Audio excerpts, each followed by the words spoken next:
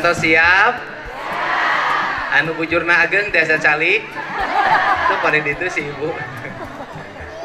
Bismillahirrahmanirrahim. Assalamualaikum warahmatullahi wabarakatuh. Sampurasun Darama tos armam teu acan.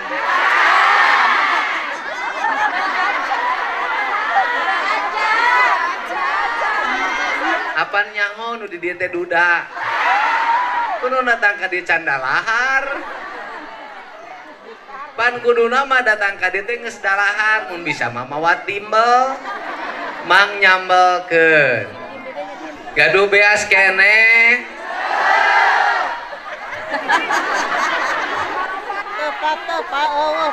Gaduh artos. Gaduh salaki teu. Pertanyaan Nana, boga salaki tapi teu boga beas. Boga salaki tapi teu boga duit. Jangan naon boga salaki ai kira-kira nyusahkeun mah. Ganti we kuda di Mulyadi geura. Anu baeur belah dieu. Awas neng, hampura. Boga pisah laki yang di Mulyadi mah beak we pindah ke dicuman ini ngaboy. Coba anu rana sabaraha urang? Da aya? Anu rana umurna 40 tahun ka handap. Iya, 40 tahun ka handap. Anu 30 tahun ka handap. Aya.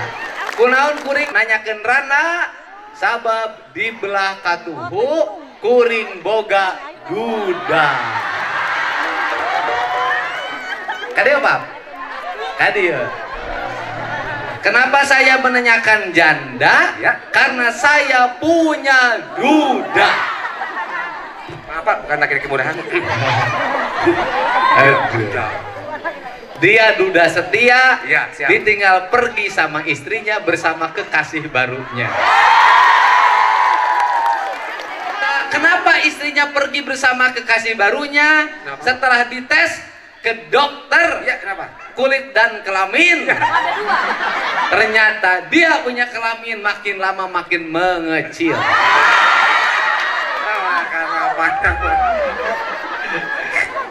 Siap. Ini adalah penata tari, koreografer terbaik di Jawa Barat. Salah satu karya yang fenomenal adalah tari Maung Lugai. Ini beliau yang membuat tarinya, dan itu diakibatkan karena istrinya Lugai dibawa lelaki lain. Nyambung ya? Nyambung. Lugai. Udah duduk sini Pak. Aku duduk Pak. Siap. Iya. Bu. Bu, bahagia teh hirup? Bahagia teh? Aku bisa melihat kebahagiaan wajah dari kaum wanita yang ada di hadapanku ini. Dari mana terlihat kebahagiaannya? Dari pacaran wajahnya yang makin lama makin mengkilat. Di balik mengkilatnya wajah ada jeritan suaminya. Karena jatah rokok dibelikan skincare. Dan sekarang itu terjadi manusia dua alam di Indonesia ini, terutama kaum wanita. Wajahnya karya Korea, beheungna siga Afrika. Ay kaprok ya seri, bener. Kan baik.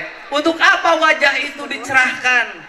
Untuk apa wajah itu diberikan skincare? Bukan untuk suaminya, tapi untuk melawan eledekan sahabat-sahabatnya. Karena banyak teman-temannya yang glowing. Hasil glowingnya kulantaran ngajual pare menang derep.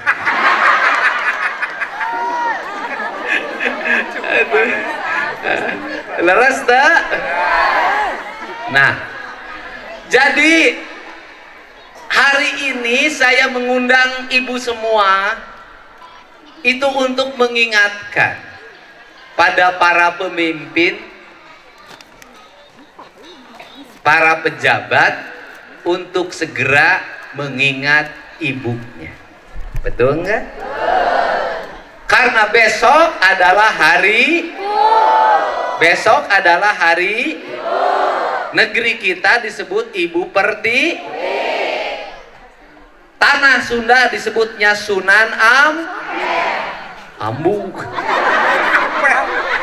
Tanah Sunda itu disebutnya Sunan bahwa alam ini adalah laksana seorang wanita, seorang perempuan. Maka gunung harus diperlakukan sebagaimana menghormati wanita. Air harus diperlakukan seperti menghormati wanita. Tanah harus diperlakukan seperti menghormati wanita.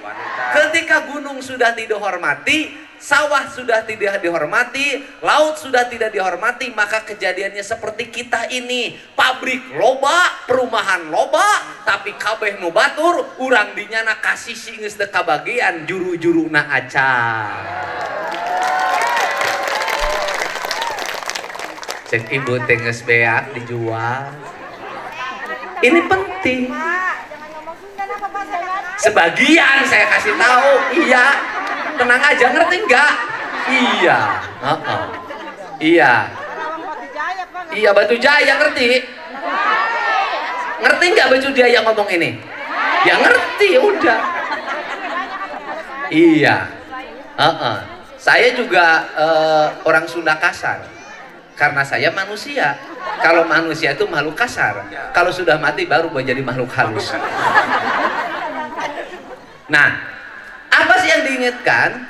Yang diingatkan itu adalah setiap orang harus memuliakan ibu. Karena setiap orang harus memuliakan ibu, maka negara wajib untuk memfasilitasi ibu. Saya boleh lihat tayangan YouTube saya kemarin, kisah tukang cuanki. Waktu saya bertemu tukang cuanki, tiba-tiba ada seorang ibu yang ngejar saya, minta uang untuk ongkos kemoterapi ke rumah sakit Hasan Sadikin. Wajahnya sudah tertutup oleh kanker. Apa sih kepedihan saya? Kepedihan saya adalah, kok negara ini merdeka sudah lama, kok pemerintahan ini banyak, ada camat, ada kepala desa, ada bupati, ada gubernur, ada menteri. Kok ngurusin yang satu gitu aja nggak bisa? Kok ongkos harus nyari kemana-mana, sedangkan pejabat tiap hari bikin acara menghabiskan uang puluhan miliar? Kenapa itu terjadi? Karena pemimpinnya nggak pernah nengok dapur warga. Karena pemimpinnya tidak pernah melihat kisah janda-janda tua. Karena pemimpinnya kebanyakan berburu janda muda. Kenapa Kang Dedi tahu? Karena Kang Dedi kerjanya keliling kampung. Ketemu tukang cuanki, tukang cilok, tukang cilor, tukang cincau. Kang Dedi sekali-kali suka ketemu bondon. Kenapa harus ditemui? Dia juga rakyat kita, jual diri karena lapar, jual diri untuk biayanya sekolah. Lebih terhormat dia daripada pemimpin jablay, jual negara untuk kepentingan keluarga. Nah, jadi kenapa ini terjadi? Sistemnya salah. Bagaimana sistemnya salah? Dana desa ada, peruntukannya salah. Dana di kecamatan ada, peruntukannya salah. Dana di kabupaten, peruntukannya salah. Dana di provinsi ada, peruntukannya salah. Maka ke depan, setelah Pilpres Februari 2024, kebijakannya harus dirubah. Kantong duit di tiap desa harus penuh. Tapi penuhnya untuk ngeberesin masalah-masalah seperti ini. Negara nyiapin jaminan kesehatan bagi warga, tapi selama warga sakit di rumah sakit, yang nungguinnya harus disiapin duit oleh negara. Berobatnya gratis, tapi pamajikan gering urang eureun macul, duit teu boga, budak eureun sakola, bekalna eueuh. Balik balik dari rumah sakit tambah parah sakitnya. Kenapa? Karena rumah disita oleh Bang Emo. Bener nggak? Bener nggak? Harus dibenerin nggak? Harus dibetulin nggak? Harus. Ke depan kas desanya harus benar. Tapi kepala desanya juga harus harus perhatikan masyarakat. Tiap hari keliling rumah kas desanya diisi komponen bantuan sosial. Kepala desa masuk ke rumah warga, di situ sakit nggak punya ongkos, cabut dompet, panggil Kabak Kesra, bayarin, segera kirim ke rumah sakit, ongkosnya siapa? Bener gak? Percaya nggak? Ini bisa terwujud, percaya nggak? Percaya, karena saya dulu pernah jadi bupati dan melakukan itu dalam setiap hari.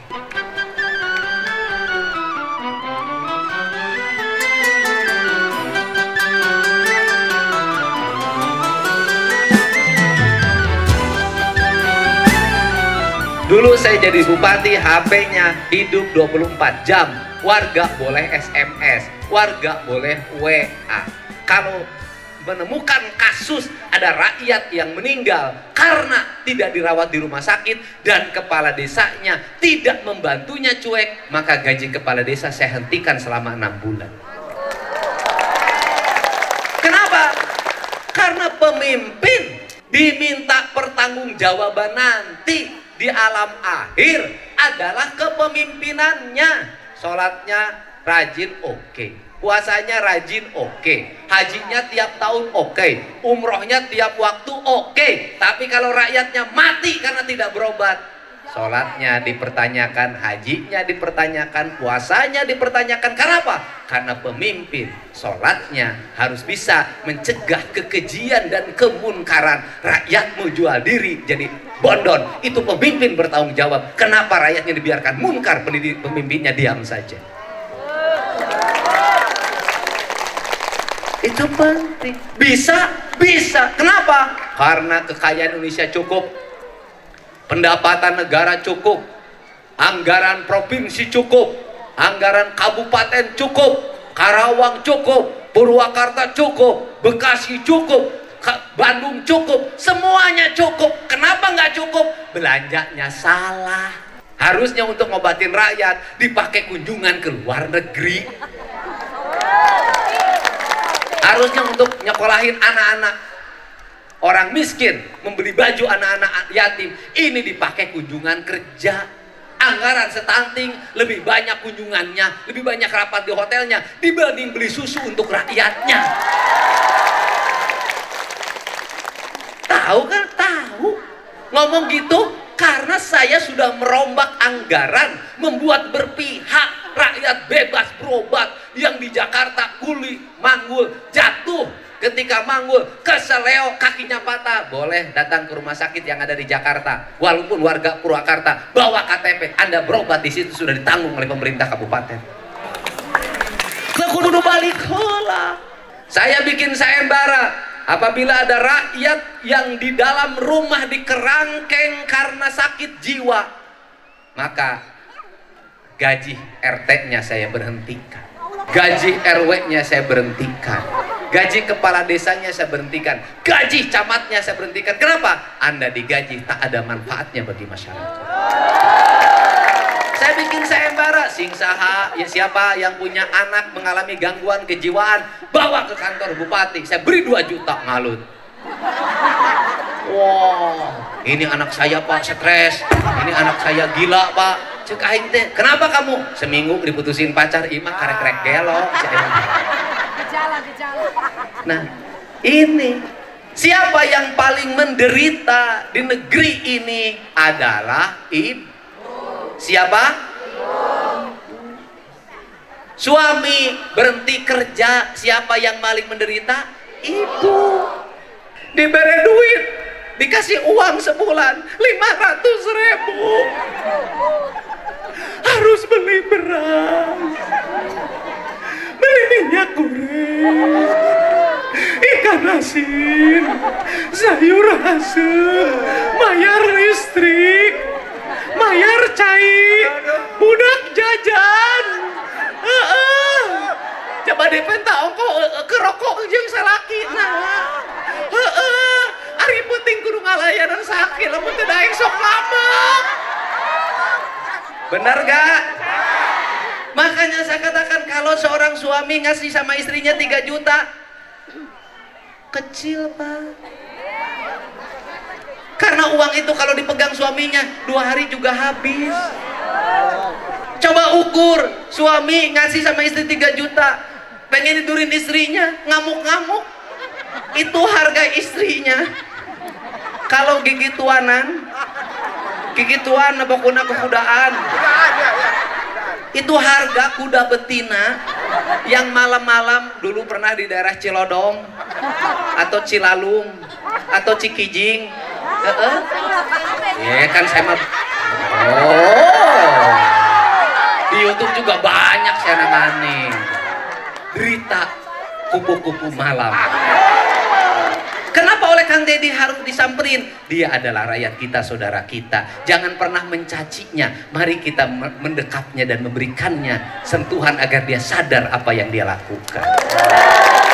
Lebih baik dia jelas jual diri daripada jadi orang alim merebut suami orang.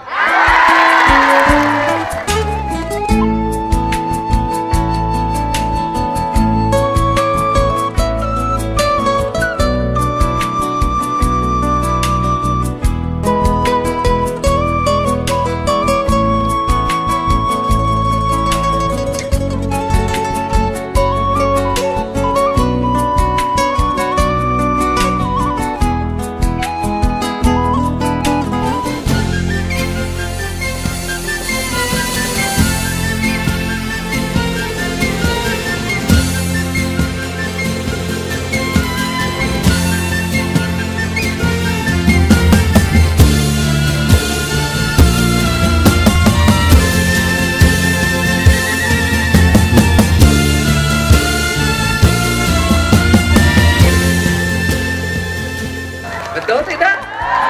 Jelas punya merek. Cabel aja, Barade. Bener nggak? Jelas, tarifnya 200. Kalau jam 8, kalau jam 10 turun 150. Jam 12 turun 100. Kalau jam 3 jatuhan gocap. Jam 4 25. Jam 5 gratis. Sabab tinggal Cileunah unggul. Nah, ini kan jelas. Saya kan banyak binaan saya, walaupun susah Bu ngurus yang orang yang sudah masuk dalam dunia malam itu susah. Saya pernah ngurusin anak muda, saya bikinin rumah Bu. Saya urus, kemarin saya cek 3 bulan kemudian kabur. Saya telepon, saya cari, Bapak bisa menyiapkan rumah, bisa bikin kirim beras, tapi kan kehangatan saya Bapak tidak bisa memberikan.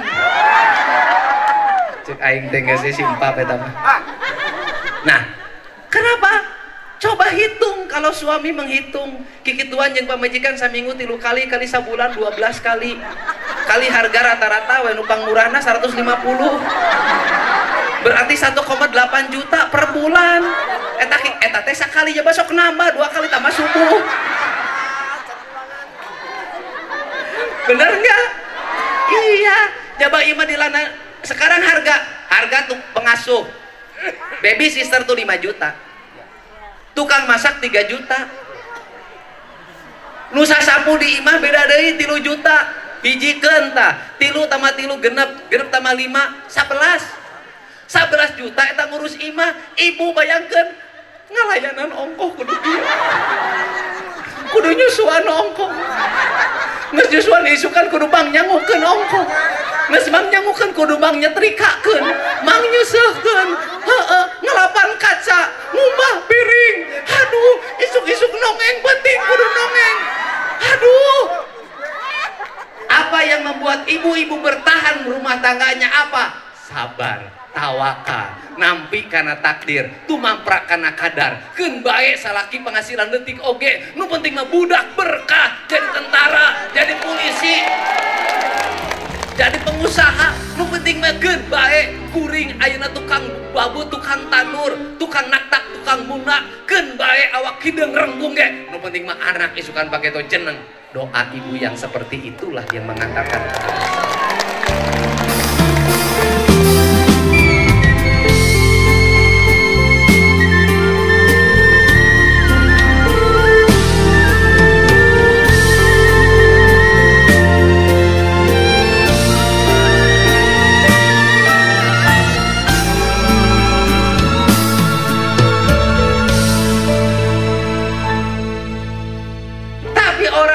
yang hitungan duit wae bubar. Ganti ieu menang salaki ieu, ganti ieu menang salaki ieu, menang salaki ieu akhirna setruk kabeh. Benar nggak Bu? Jadi siapa pahlawan Indonesia? Pahlawan Indonesia adalah kaum ibu. Saat cenah ibu. Kalau tidak ada ibu-ibu yang masak sendiri di rumah, anak-anak kita terlantar. Kalau tidak ada ibu-ibu yang masak di rumah, suami kita kelaparan. Kalau tidak ada ibu-ibu yang bisa ngurusin keuangan dengan baik di rumah, dijeje-jeje, disempal-sempil, tapi kan baheula mah nini aing jeung inung aing nuna duit ge dinu behan aku tah. Tapi eta nini baheula nu nuna duit na kutang teu boga gaji tiap bulan, ngawariskeun sawah, ngawariskeun kebon, ngawariskeun imah, teu ninggalkeun hutang. Ayeuna generasi Z nu ayeuna nu sakolana laluhur, ngomongna pinter, HP-na alus, kuotana cukup, ngawariskeun hutang ka Bank Emok, ka bank keliling. Benar tak? Pinjam bank keliling dibayar ku Bank Emok. Kenapa terjadi perbedaan seperti itu? Bedanya satu, dulu ibu kita pikirannya di bawah rasanya. Hari ini rasa di bawah pikirannya. Maka perempuan itu kekuatannya dirasa, di hati. Di hati. Karena perasaannya kuat, suaminya sembunyi dimanapun punya selingkuhan baru, kapanggih. Kunaon terus rasa. Jadi kalau ibu suaminya hari ini belum pernah ketemu dia selingkuh lagi, jangan-jangan ibu tidak punya perasaan. Bukan suami ibu itu baik, belum tentu. Hati ibunya belum bisa kena pada suaminya sehingga dia bisa menyembunyikan seluruh kelakuannya. Aduh, curigailah suamimu karena 99% laki-laki itu tidak setia pada pasangannya. Jadi ini peran kaum ibu. Ini ibu. Untuk itu diperlukan pemimpin yang memuliakan seorang ibu. Memuliakan seorang ibu, memberikan jaminan bagi kaum ibu. Satu, jaminlah kehamilannya, tapi kehamilan yang ketiga. Kenapa? Kalau pemimpin punya program setiap kehamilan diberi duit, engke rakyat kabeh gawena reuneuh. Kita kasih 6 juta setiap kehamilan. Oh Pak, ngeus Pak lah, ini mah usaha. Kieu ya Pak. Yang ketiga untuk apa? Agar mereka tidak bikin anak keempat, kelima, keenam, ketujuh. Kenapa? Anak banyak akan menguras uang negara. Batur arusaha mayar pajak ke negara beak we ku sia jeung anak sia. Benar gak? Jamin dong. Dari mulai kehamilan bulan pertama sampai bulan ke-9-nya, di sampingnya sudah ada bidan yang mendampingi, rumah sakit rujukannya, ambulan yang membawanya, dokter yang akan melayaninya, bidan yang akan mendampinginya. Ketika kelahirannya terjadi, anaknya lahir langsung tertawa. Kenapa anaknya lahir langsung tertawa? Karena dia bahagia. Seluruh kehamilan dan kelahirannya sudah dijamin oleh negara. Maka anaknya lahir, porojo langsung hahaha.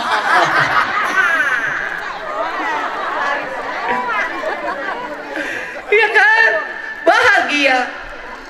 Andai kata, na'udzubillah, ada ibu yang meninggal karena penyakit bawaan ketika melahirkan. Karena penyakit bawaan ketika melahirkan, misalnya dia jantung. Tetapi negara memfasilitasi dari A sampai Z, dari 1 sampai ke 100, maka dia meninggalnya dalam keadaan bahagia dan tenang.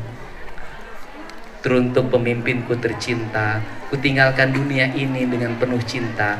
Kulihat senyuman dokter di sudut kamarku, kulihat senyuman perawat di samping tempat tidurku, kunikmati obat dalam setiap waktu, kulihat suamiku menungguiku di balik tempat tidurnya tanpa ada kegelisahan. Kulihat anak-anakku tenang karena mendapat jaminan. Kutinggalkan dunia ini untuk sementara karena aku telah menikmati kebijakan negara yang melindungiku sepanjang masa. Terima kasih oh cinta, teruslah engkau jadi pemimpin sepanjang masa. Ada anjir. Aing teh maklum lagi kasmaran sama ibu kelinci. Jadi kalau Anda ingin menjadi penyair, maka jadilah orang yang lagi jatuh cinta. Karena orang jatuh cinta itu bicaranya tertata, bajunya wangi, mandinya sehari 3 kali, dompetnya habis terkuras. Jadi itu, nah ini kan senyum, terus si ayeuna kering, aya ambulan desa, bensinan. Bener tak? Dibawa ke supir ambulannya tadi gaji. Akhirnya minta duit, aduh dipenta duitnya kering, terus malotot. Saya tetong boro-boro mereka sia. Pan aingnya tuh boga. Cek supir ambulan ge, aingnya tuh di mana anak pamajikan. Aing teh dibere duit. Coba aingnya teh dibere jam sostek, ribut di jalan. Ambulannya tuh make gas. Da ambulan desa di Indonesia mah hampir ambulan Indonesia kebanyakan hari ini enggak dilengkapi oleh alat. Enggak ada alat aduh. Oksigen pemicu jantung ambulan we hungkul nguik kosong, perawat pendamping asal naik begitu turun til mobil tepi ke rumah sakit barang dituntun dicokotnya geus pae. Itulah Indonesia, itulah Jawa ke depan harus segera diperbaiki, disempurnakan, dilanjut kepemimpinan yang yang mencintai yang sayang pada kaum yang menjadikan ibu-ibunya adalah istrinya, seluruh rakyatnya adalah istrinya, seluruh rakyat adalah ibu negaranya. Biarkan aku tanpa istri disebut duda, tapi aku akan memperhatikan seluruh nasib wanita. Betul tidak Pak? Betul. Empap duda Hidup. Empap duda? Iya, duda hidup. Duda? Duda dong. Empap duda? Duda. Duda? Iya, hidup duda. Duda. Nanti presidennya mau duda? Duda. Presiden duda nomor berapa, Pak? Pak. Oh, keprok atuh. Hidup duda. Ya. Oh, sahal bunuh duda? Aya. Sok sebutkan, Bu. Sanu duda? Bapak Prabowo, Sanu duda, Bu? Bapak Prabowo. Oh sudah, betul. Nah ngaku deh. Maka 2024 presiden duda. Bila perlu nanti suatu saat gubernur pun duda. Biarkan ibu kelinci nanti menikah setelah terpilih jadi gubernur.